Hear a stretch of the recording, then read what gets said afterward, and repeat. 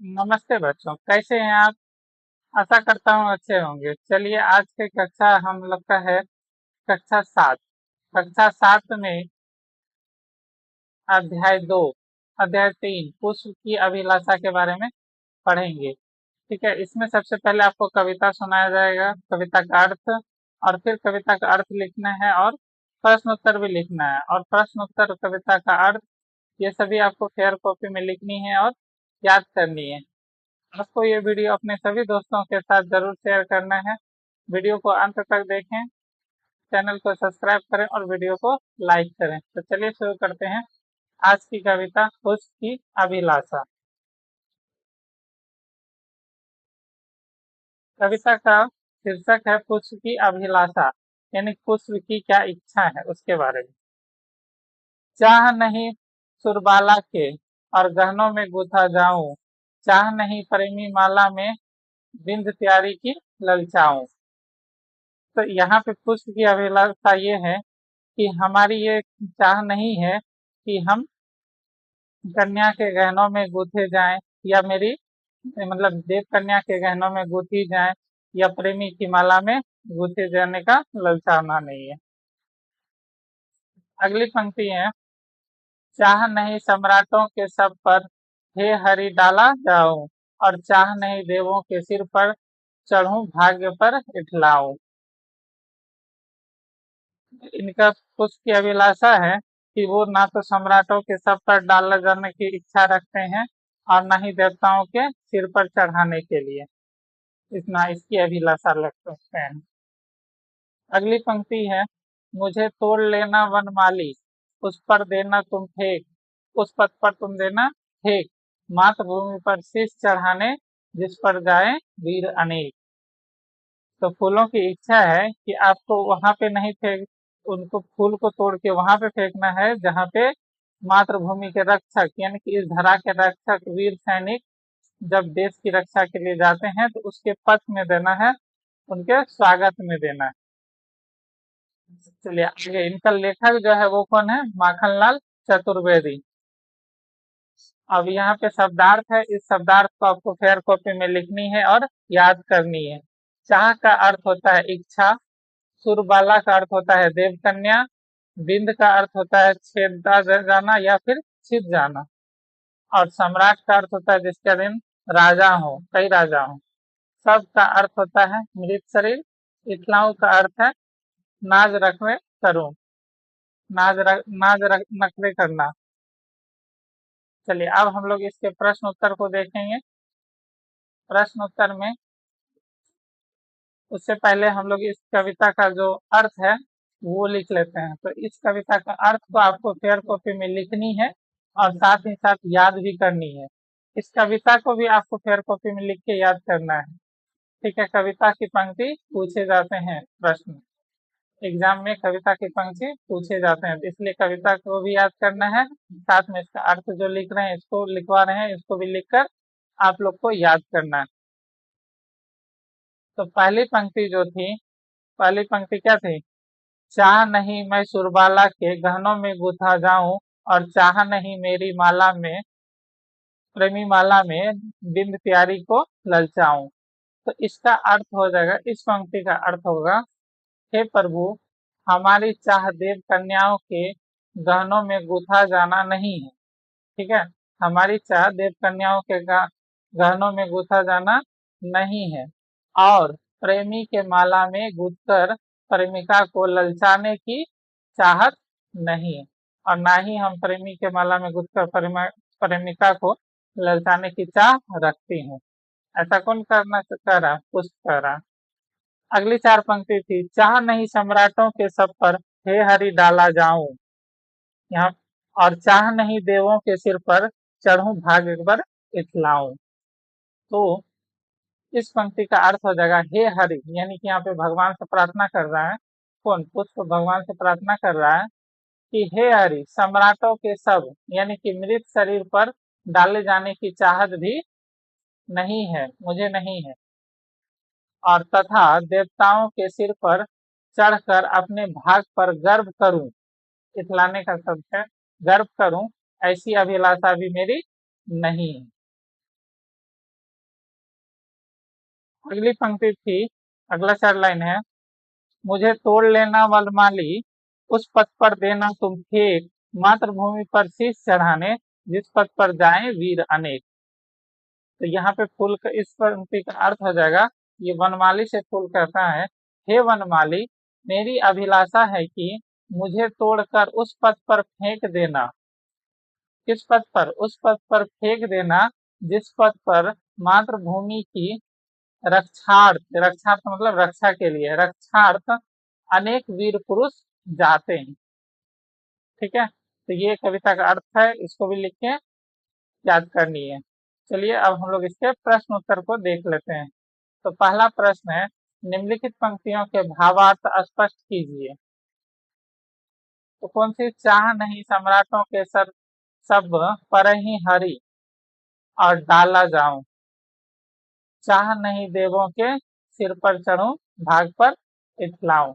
इसका अर्थ हो जाएगा, तो इसका अर्थ है, हे प्रभु, हमारी अभिलाषा सम्राटों के मृत शरीर पर डाले जाने की नहीं और देवताओं के सिर पर चढ़कर अपने को भागशाली माने, ऐसी भी हमारी अभिलाषा नहीं है।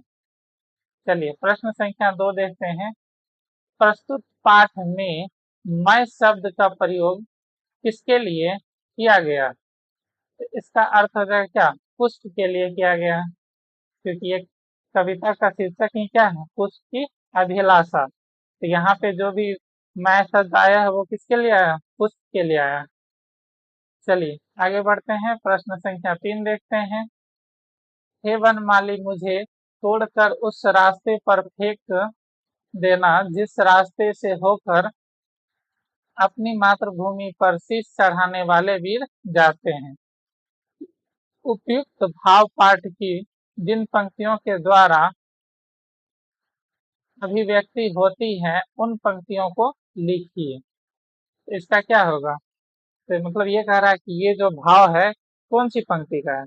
आप लोग को पता ही है, ये अंतिम 4 पंक्ति जो थे उसी की है। तो वो अंतिम 4 पंक्ति क्या थी? मुझे तोड़ लेना वनमाली, उस पथ पर देना फेंक, मातृभूमि पर शीश चढ़ाने, जिस पर जाएं वीर अनेक। चलिए अगले प्रश्न की ओर बढ़ते हैं। प्रश्न संख्या 4, भाग पर इथलाऊं का कौन सा अर्थ ठीक लगता है? यहाँ पे 4 ऑप्शन है। पहला ऑप्शन है भाग पर नाराज होना, दूसरा ऑप्शन है भाग पर गर्व करना, तीसरा ऑप्शन है भाग पर विश्वास न करना। तो आपके अनुसार कौन सा ऑप्शन सही होगा? तो इसका ऑप्शन सही क्या हो जाएगा? भाग पर गर्व करना। ठीक है, क्या अर्थ हो जाएगा? भाग पर गर्व करना। चलिए आगे बढ़ते हैं, पाठ से आगे के कुछ प्रश्न हैं उसको देख लेते हैं। उसमें पहला प्रश्न, बड़े बड़े सम्मान पाने की बजाय पुष्प उस पथ पर फेंका जाना क्यों पसंद करता है जिस पर मातृभूमि के लिए अपना सर्वस्व अर्पण करने वाले वीर, यहाँ पे दीर लिखा गया, दीर नहीं लिखना है, क्या लिखना है? वीर। उस वीर जाते हैं। अपना विचार व्यक्त कीजिए। इसका उत्तर हो जाएगा, बड़े बड़े सम्मान पाना या बड़ों से सम्मानित होना मानव धर्म है, लेकिन सबसे बड़ा धर्म है देश धर्म, अर्थात मातृभूमि के प्रति धर्म का पालन करना। मातृभूमि की रक्षा करना सबसे बड़ा धर्म है। अतः पुष्प को चाह है कि यदि मैं अपनी मातृभूमि के रक्षक वीरों के पैर को कुछ राहत पहुंचा सकूं तो हमारी सार्थकता सर्वोपरि होगी। चलिए अगला प्रश्न देखते हैं। अगला प्रश्न है, पुष्प की भांति आप भी कोई अभिलाषा होगी, आपकी भी कोई अभिलाषा होगी, उन्हें 10 वाक्य में लिखिए। तो चलिए कि इस क्वेश्चन का आंसर आप लोग अपने ढंग से भी दे सकते हैं, यानी कि अपने शब्दों में दे सकते हैं कि आपकी क्या अभिलाषा है। अगर आपको वो नहीं लिखना है तो ये भी लिख सकते हैं। तो उत्तर, पुष्प की भांति मेरी भी अभिलाषा है कि मैं भी देश रक्षार्थ देश का सिपाही बने, मेरे शरीर का एक एक बूंद देश की रक्षा में लगे। हम अपने देश के गौरव को बढ़ावें। हम अपनी मातृभूमि के सम्मान को बढ़ावें। भारत माता को कलंकित करने वालों के सिर को कुचल डालें। देश प्रेम को छोड़कर तुच्छ मानव के प्रति हमारे प्रेम ना हो। जब जब मैं जन्म लूं मातृभूमि की रक्षा करते हुए मरूं। इससे ही जन्म सफल होता है। अतः भगवान से मेरी प्रार्थना है प्रार्थना है प्रार्थना है कि हे हरि, यहाँ पे हे अलग लिखेगा, हे हरि, देश धर्म पर मैं बलि बलि जाऊं, अर्थात मातृभूमि के रक्षार्थ में बार बार बलिदान हो जाऊं। अब कुछ व्याकरण के प्रश्न है उसको भी देख लेते हैं। ठीक है, तो चलिए व्याकरण का प्रश्न देखते हैं। पहला प्रश्न है, भाग्य शब्द के पहले सौ उपसर्ग लगाकर सौभाग्य शब्द बनता है। इसी प्रकार नी, दू, अन उपसर्ग लगाकर दो दो शब्द बनाइए। चलिए, नी उपसर्ग से क्या क्या शब्द बनेगा? निहत्या, निहत्था और निशान। दूध, दूह से क्या बनेगा? दुष्कर्म और दुश्मन। और अन से क्या बनेगा? अनावश्यक और अनुपस्थित। चलिए, अब यहाँ पे कुछ करने को है तो उसे भी देख लेते हैं। इसमें पहला प्रश्न है, कल्पना के आधार पर इस कविता से संबंधित एक चित्र बनाइए। ये चित्र आपको खुद ही बनाना है।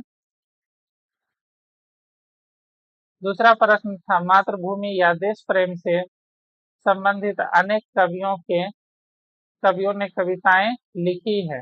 उनकी कविताओं को खोज कर पढ़िए और अपनी कक्षा में सुनाइए। ये आपको करके लाना है। इस तरीका का अगर कोई कविता है तो उसे लिख कर लाना है। क्या करना है? लिख कर आपको लाना है और क्या करना है? कक्षा में सुनाना है। ठीक है, लिख कर लाना है और कक्षा में सुनाना है। ठीक, इस बात को आप लोग ध्यान देंगे। कविता लिख के लाइएगा और कक्षा में सुनाइएगा। आज का अध्याय यहीं पे हम लोग का क्या होता है? समाप्त होता है। आप लोगों से अनुरोध है कि आप लोग चैनल को क्या करेंगे? सब्सक्राइब करेंगे, वीडियो को शेयर करेंगे, चैनल को भी शेयर करेंगे, साथ ही साथ इस वीडियो को लाइक जरूर करेंगे। आप लोग लाइक नहीं करते हैं, शेयर नहीं करते हैं, अच्छी बात नहीं है। सभी दोस्तों के साथ इसको शेयर जरूर करना है और सभी चीज को फेयर कॉपी में लिख के इसको याद करना है। तो चलिए, आज का कक्षा यहीं समाप्त करते हैं। मिलते हैं अगले पाठ में। जय हिंद।